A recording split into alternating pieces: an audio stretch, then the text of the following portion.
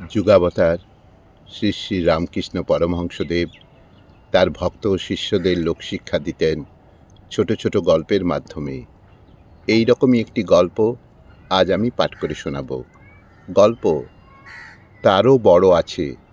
শুরু করছি।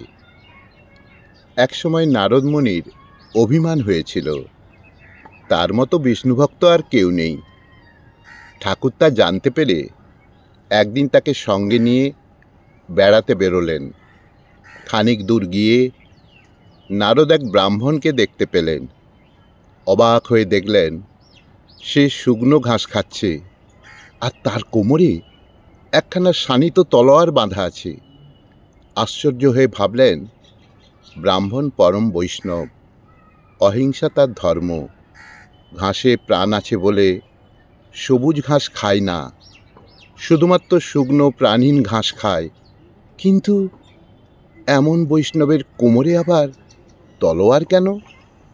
নারদ মুনি তা বুঝতে না পেরে ঠাকুরকে জিজ্ঞাসা করলেন, ঠাকুর, এ আবার কেমন?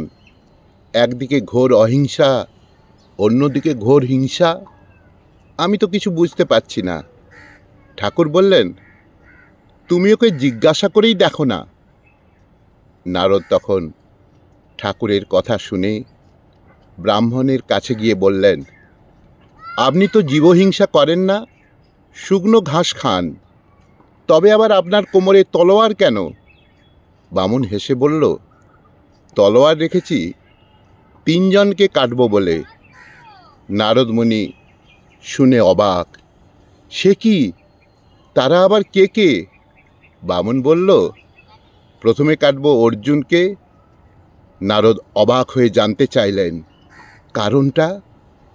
বামুন তখন বলল, অর্জুনের এত বড় আস্পর্ধা, সে কিনা তার ঠাকুরকে সারথি বানায়। নারদ তো হেসে অস্থির। এবার জানতে চাইলেন আর কে? বামুন বলল, আর কাটব দ্রৌপদীকে। নারদ তার কারণ জানতে চাইলেন। বামুন তখন বলল, দ্রৌপদীর এত বড় আস্পর্ধা যে সে কিনা তার পাতের এঁটো খাওয়ায় ঠাকুরকে। নারদ এবার বেশ মজা পেলেন, জানতে চাইলেন ৩ নম্বর ব্যক্তিটিকে। বামুন তখন বললেন, এবার তিনি কাটতে চান ওই নারদ বেটাকে। নারদ নিজের নাম শুনে ঘাবড়ে গিয়ে প্রশ্ন করলেন, কারণটা কি? বামুন তখন বললেন, নারদের খেয়ে দিয়ে কোনো কাজ নেই, যখন তখন সে ঠাকুরকে জাগায়, তার নাম নেয়, তার কিনা এত বড় আস্পর্ধা।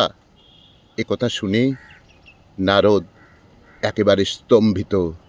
তিনি ভাবলেন, সত্যিই তো, এভাবে তো তিনি কখনো ভাবেননি। এবার নারদ মনে মনে তার অভিমান ত্যাগ করে বুঝলেন, সত্যিই বামুনের ভক্তি মহান।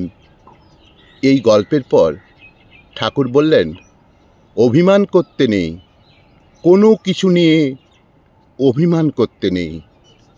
ঠাকুর বললেন, অভিমান করতে নেই, কোনো কিছু নিয়ে অভিমান করতে নেই।